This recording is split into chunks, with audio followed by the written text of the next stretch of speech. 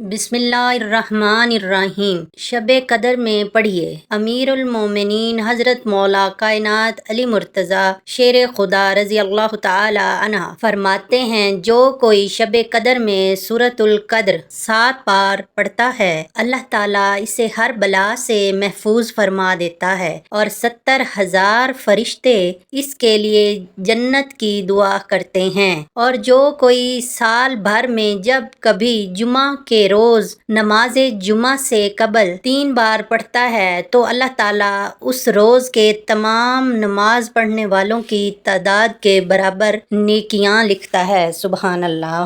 شب قدر کی دعا۔ ام المومنین حضرت سیدنا عائشہ صدیقہ رضی اللہ تعالی عنہا سے روایت ہے، میں نے اپنے سرتاج حضرت محمد صلی اللہ علیہ وآلہ وسلم کی خدمت بابرکت میں عرض کی، یا رسول اللہ صلی اللہ علیہ وآلہ وسلم، اگر مجھے شب قدر کا علم ہو جائے تو کیا پڑھوں؟ تو آپ صلی اللہ علیہ وآلہ وسلم نے ارشاد فرمایا، اس طرح دعا مانگو، اللہم انک عفو تحب العفو فاعف عنی، یعنی اے اللہ، بے شک تو معاف فرمانے والا ہے اور معافی دینے والے کو پسند کرتا ہے، لہٰذا مجھے معاف فرما دے۔ اے میرے تمام بہن بھائیوں، روزانہ رات کو ہم اس دعا کو کم از کم 1 بار ہی پڑھ لیا کریں تو کبھی شب قدر نصیب ہو جائے گی، ورنہ کم از کم 27ویں شب تو اس دعا کو بارہا پڑھنا چاہیے۔ اس کے علاوہ بھی 27ویں شب کو